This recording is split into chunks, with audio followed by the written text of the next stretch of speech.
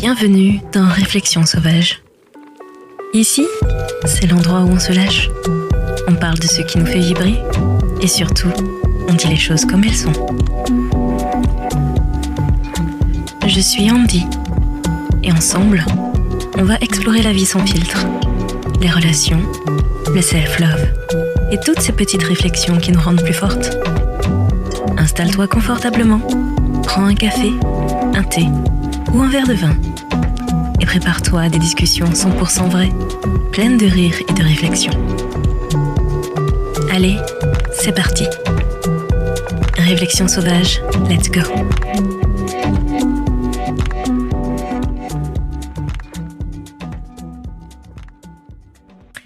Épisode hors série, Summer Body ou comment nous convaincre qu'un body shaming est un body positive. Alors l'autre jour, j'étais tranquillement en train de manger une glace au chocolat. Parce que oui, je refuse de souffrir en été.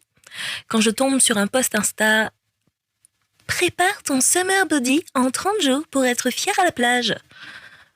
Pardon ? Depuis quand faut-il une autorisation corporelle pour s'asseoir sur une serviette ? J'ai raté un mémo ou une nouvelle loi ? Et là, j'ai eu une révélation. Le summer body, c'est comme les mecs toxiques. Ça te fait croire que t'es jamais assez bien, tout en se faisant passer pour quelque chose de positif.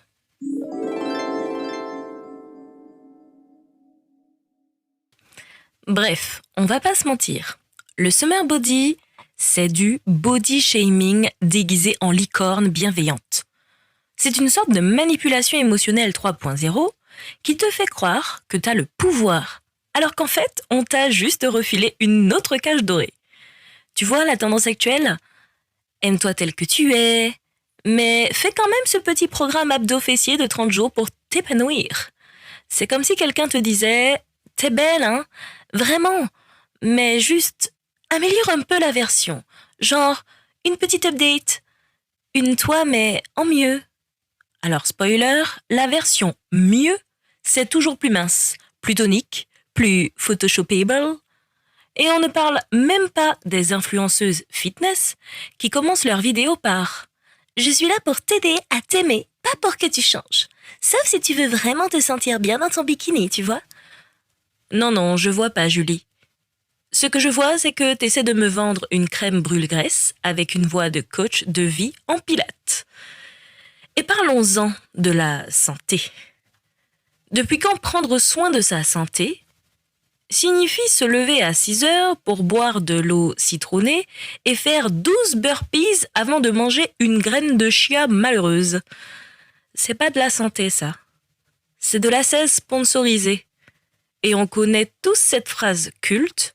« Non mais moi, je fais ça pour moi, c'est pas pour les autres. » Oui, bien sûr. Et moi, je mange du tofu par passion gastronomique. La vérité, c'est que le concept de summer body, c'est juste du rebranding hype, du bon vieux body shaming en fait. Avant, on te disait juste « T'es grosse, t'es trop grosse ». Maintenant, on te dit « Tu peux tellement rayonner si tu travailles sur toi, tu mérites de te sentir bien dans ta peau ». Mais derrière le smiley cœur et le hashtag « glow up », c'est toujours la même idée.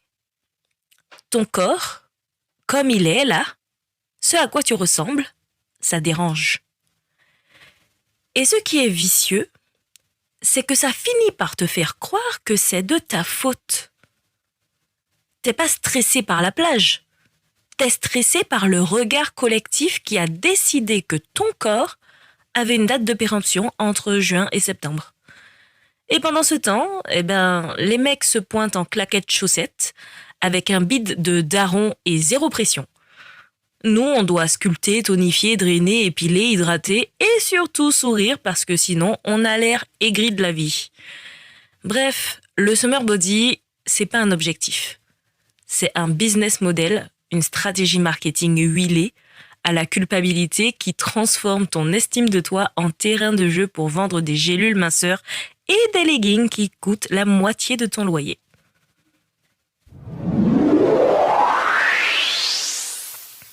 La minute réflexion sauvage.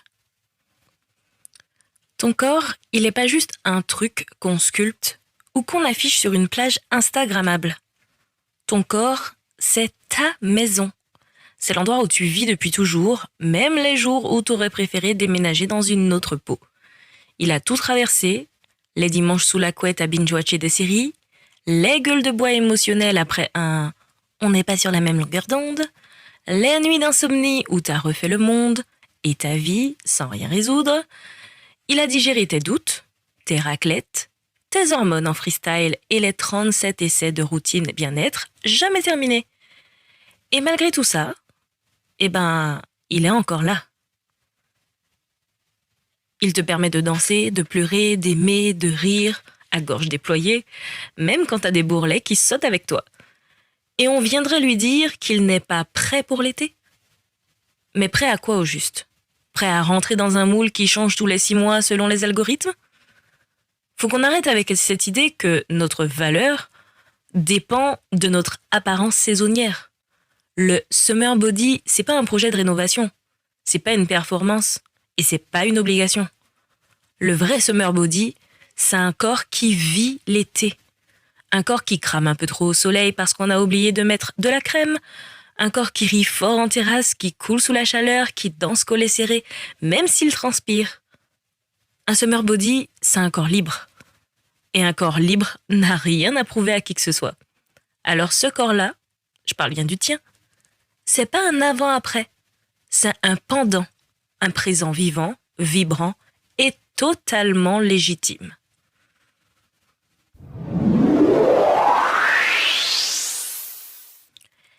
Les conseils sauvages. Tu veux un summer body ? Ok. Alors commence par te rappeler que t'as déjà un body et que l'été arrive. Donc, check. T'as déjà gagné. Mais si tu insistes et que t'as envie de te sentir bien dans ta peau et pas juste dans un miroir validé par des filtres TikTok, voilà quelques pistes pour te reconnecter à toi sans bullshit, sans pression. Premièrement, fais du sport si tu veux. Pas parce que le monde t'a fait croire qu'il fallait mériter ton mojito en terrasse. Fais du sport parce que tu aimes bouger, parce que t'as envie d'évacuer le stress, parce que transpirer te fait te sentir vivante, ou au pire parce que t'as une playlist qui te donne envie de faire des squats à la Shakira. Mais jamais parce que tu crois que ton corps ne mérite pas l'été tel qu'il est. Parce qu'on t'a déjà assez vendu de complexes déguisés en développement personnel. On s'en fout du ventre plat. Ce qu'on veut, c'est un mental en béton et des cuisses qui dansent, pas qui culpabilisent. Deuxièmement, nettoie ton feed Insta comme on nettoie une vieille boîte de Tupperware sans pitié. Tu sais, les comptes qui balancent des « aime-toi comme tu es » entre 2 photos retouchées de leur ventre en apnée post-détox, on dit bye. T'as le droit de suivre des gens qui te ressemblent, qui te parlent avec sincérité, qui t'inspirent sans t'étouffer. Fais de ton feed un espace safe. C'est comme pour les ex toxiques. On next. Il faut que cet endroit soit un endroit où ton estime de toi monte en flèche, pas où elle glisse comme ton maillot dans une piscine trop chlorée. Troisièmement, choisis le maillot qui te fait vibrer. Celui avec les fleurs tropicales, les ficelles dorées, ou même le une pièce années 90 façon Pamela. Si tu kiffes, tu portes. C'est pas une question de « ça affine la silhouette » ou « ça cache le ventre ». On cache les secrets d'État, pas les corps humains.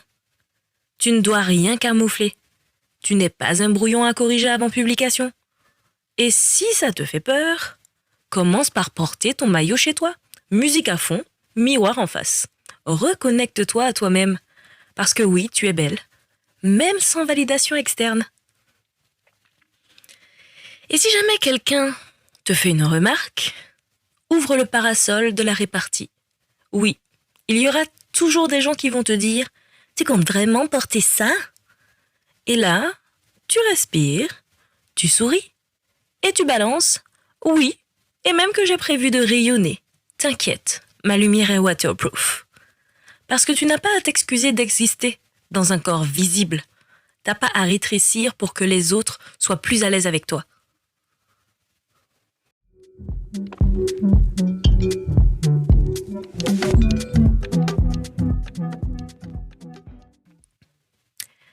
Conclusion, l'été, c'est pas un casting pour Love Island, ni un challenge TikTok pour savoir qui a les abdos les plus photogéniques. C'est pas non plus une salle d'attente où tu dois patienter avec ton corps work in progress en attendant de devenir présentable. Non, l'été, c'est la saison de l'abandon. On abandonne les pulls, les complexes, les critiques passives-agressives de Tata Brigitte sur notre cellulite, et surtout les injonctions débiles. Ton corps, c'est pas un projet. C'est pas une story qu'il faut retoucher, ni un avant-après. C'est ton véhicule de vie sauvage, ton temple d'émotions, ton meilleur allié pour danser sur la plage à 2h du matin ou juste faire une sieste sur un transat en mode burrito de serviette. Tu n'as rien à prouver à personne. Pas à l'ex qui stalk tes stories, pas à la vendeuse qui te regarde chelou en cabine, pas au regard dans le miroir que t'as appris à juger trop vite. Ton corps est déjà prêt parce que c'est toi en fait. Il est légitime, puissant et solaire, même si t'as pas mis les pieds dans une salle de sport depuis Noël 2018. Alors cet été, on laisse les injonctions fondre comme des glaçons dans un spritz, on met son maillot préféré, on mange une glace à la pistache avec supplément vanille et chantilly, si ça nous fait kiffer. Et on rit fort, même si on a le mascara qui coule. On est sauvage, on est libre, et surtout, on ne change pas son corps pour entrer dans le monde. On change le monde pour qu'il accueille tous les corps.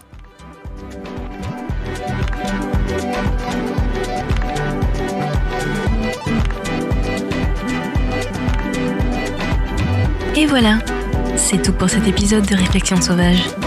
J'espère que ça t'a fait sourire, réfléchir et peut-être même un peu bousculer.